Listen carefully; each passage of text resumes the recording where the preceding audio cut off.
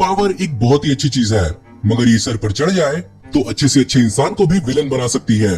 Dwayne the rock Johnson हमें finally Hollywood के अंदर एक सुपर अवतार में दिखने वाले हैं, जहां पर वो अपकमिंग डीसी मूवी के अंदर ब्लैक एडम्स का रोल प्ले करने वाले हैं, जो डीसी कॉमिक्स के अंदर शज़ाम का एक विलन है और कई बार डीसी कॉमिक्स के अंदर एक एंटी हीरो के रूप में दिख चुका है।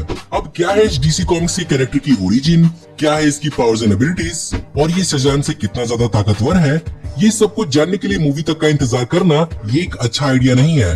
वैसे भी द रॉक खुद इस कैरेक्टर को प्ले करने वाले हैं, तो कोई ना कोई तो बात होगी इस कैरेक्टर में। तो चलिए ऑफिशियली मूवी की रिलीज होने से पहले जान लीजिए ब्लैक एडम की सारी कॉमिक बुक ओरिजिन, हिस्ट्री और पावर्स एंड एबिलिटीज, जिससे आपको इस कैरेक्टर के बारे में मूवी आने से पहले बहुत ज्यादा जानकारी हो जाएगी और अल्टीमेटली आप इस कैरेक्टर को दूसरों से बेहतर समझ पाएंगे।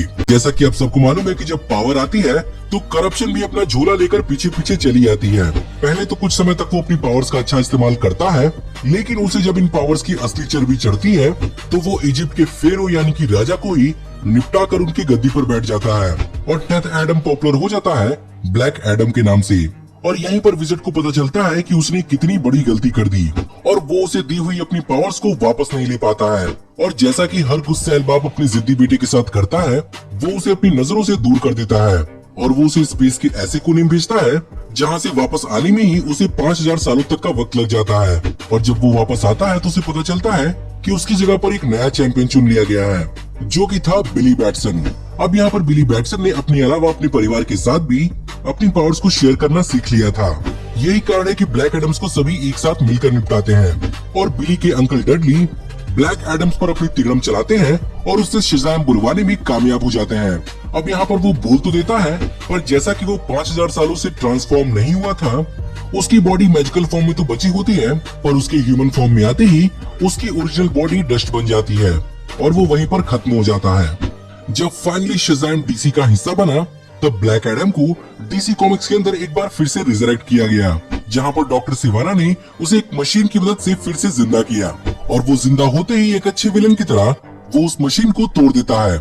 और यहीं पर हमें फाइनली विज़र्ड शज़ाम बताता है कि ब्लैक एडम को अपनी पावर असल में इजिप्शियन गॉड से मिलती है, न कि ओलंपियन गॉड से, जिसके कारण उसके पास शू का स्टेमिना, हर्शेफ का स्ट्रेंथ, अमून का पावर, ज़ेहोथी की विजडम, अनपू की स्पीड और मिंथू की करेज है। लेकिन फिर से चच्चा अपनी चालाकी करते हैं और उससे अपना नाम बुलवा देते हैं।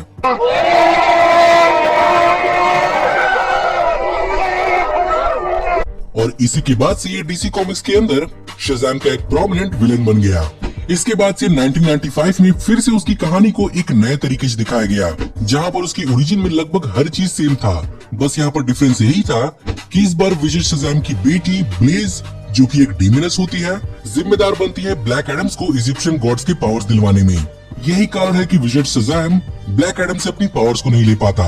यही नहीं, ब्लेज ही डेथ एडम्स को करप्ट करती है और वो उसे फेरो की गद्दी पर बैठने के लिए कन्विंस करती है। But finally wizard Shazam Black Adams की पावर्स को उससे अलग करके एक लॉकेट यानी स्क्रैप में बंद कर देता है और वो ब्लैक एडम और उसके स्क्रैप को रेमसेस 2 नाम के एक टूम में कैद कर देता है।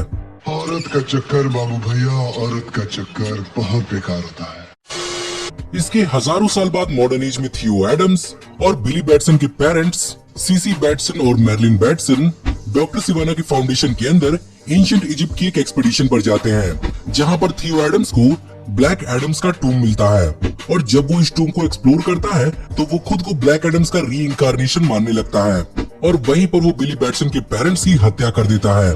वहीं पर दूसरी तरफ अमेरिका में बिली बैटसन को अपनी शज़ाम वाली पावर्स मिल जाती हैं।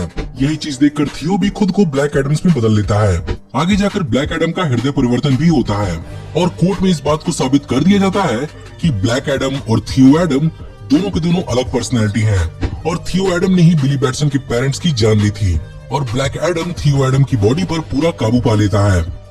वहीं पर फिर से इसकी ओरिजिन में थोड़ा सा बदलाव लाया गया फ्लैश पॉइंट की रिबूट के बाद, जहां पर एंशिएंट कांधात में अमन नाम का एक स्लीव चाइल्ड होता है जिसे उसके अंकल डेथ एडम बचाते हैं। इसी चीज को देखकर विज़र्ड शज़ाम और बाकी के विज़र्ड्स उन्हें समन करते हैं और उन्हें शज़ाम की पावर्स देते हैं, जहां पर अमन बिल्कुल अपने नाम की तरह अमन और चैन चाहता है। वहीं पर डेथ एडम बदला चाहता है और जब वो अमन को नहीं कन्विंस कर पाता तो वो उसे मार डालता है और खुद बन जाता है ब्लैक एडम। डीसी कॉमिक्स में एक विलन की हिस्ट्री होने के बावजूद भी वो कई बार एक हीरो या फिर यूं कहूं कि एक एंटी हीरो के रूप में अपीयर हो चुका है, जहां पर वो अपनी होम कंट्री कांधाक का हीरो है और उसके दिल में अपने होम कंट्री के लिए काफी स्पेशल जगह है। और तो और वो जस्टिस सोसाइटी ऑफ अमेरिका का हिस्सा भी रह चुका है, लेकिन अपनी विलेनस टेंडेंसीज के कारण वो क्रिमिनल्स को सजा देने में नहीं, खत्म करने में बिलीव करता है। यही कारण है कि जब उसकी वाइफ आइसिस का कत्ल हो जाता है, तब वो अपनी वाइफ का बदला लेने के लिए दुनिया भर में वर्ल्ड वॉर 3 शुरू कर देता है। यही कारण है कि फिर से उसे डीसी कॉमिक्स के अंदर एक विलन की तरह देखा और दिखाया जाने लगता है। अब अगर बात की जाए इसकी पावर्स एंड एबिलिटीज की, तो इसकी सारी की सारी पावर्स एंड एबिलिटीज शज़ैम से पूरी तरह से मिलती जुलती हैं। बस फर्क यही है कि इसे इजिप्शियन गॉड से पावर मिलती है।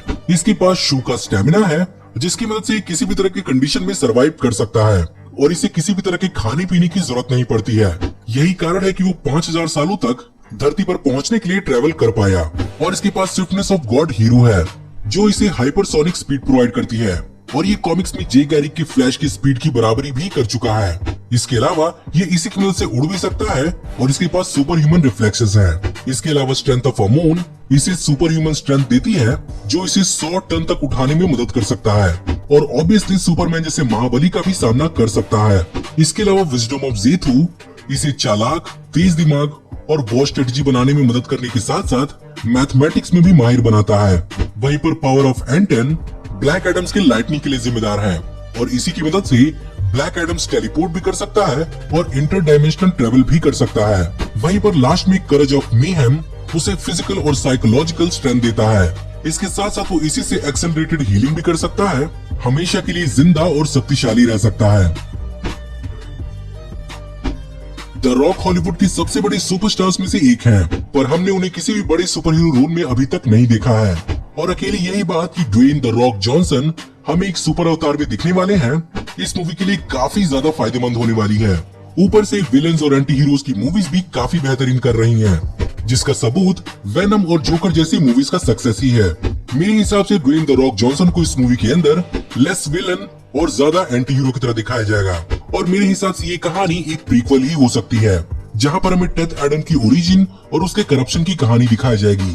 क्योंकि शज़ैम एक्टर ज़ैकरी लिवाई के हिसाब से शज़ैम ब्लैक एडम का सामना इतनी जल्दी नहीं करने वाला है और इसके लिए ऑडियंस को कुछ सीक्वल्स तक रुकना पड़ेगा। तो यही कारण हो सकता है कि इस मूवी में इस कैरेक्टर को पूरी तरह से सेट किया जाए।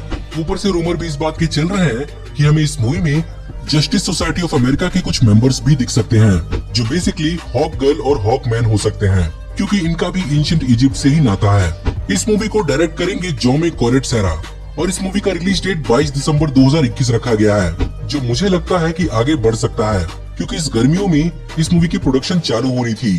पर जो कोरोना वायरस का इफेक्ट चल रहा है वो तो आप सबको मालूम ही है।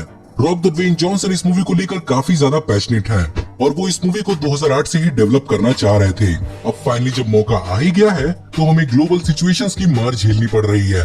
फिर भी इसके बारे में और भी ज्यादा डिटेल हमें डीसी के फैंडम इवेंट में मिल सकती है, जो बेसिकली इस साल 22 अगस्त को होने वाला डीसी का एक वर्चुअल इवेंट होने वाला है। इसके लिए ड्वेन द रॉक जॉनसन कुछ बहुत बड़ा टीज कर रहे हैं और पूरी उम्मीद है कि हमें इस इवेंट में ब्लैक एडम मूवी से रिलेटेड कोई अपडेट जरूर मिलेगा। तो देखते हैं क्या होता है। सो गाइस, मैं उम्मीद करता हूँ कि ब्लैक एडम के बारे में आपको बहुत कुछ पता चल गया होगा। फिर भी इस कैरेक्टर से जुड़े हुए आपके कोई डाउट है या कोई सवाल या सुझाव है तो हमें कमेंट में जरूर बताइएगा। इस वीडियो में मैंने कई जगह पर ब्लैक एडम की जगह ब्लैक एडम्स बोल दिया है, उसके लिए सॉरी। और दूसरा, नए ओरिजिन में गॉड्स के नाम को हल्का फुल्का चेंज किया गया है, पर फिर भी ब्लैक एडम की पावर्स वही है जो उसके पास शुरू से ही थी।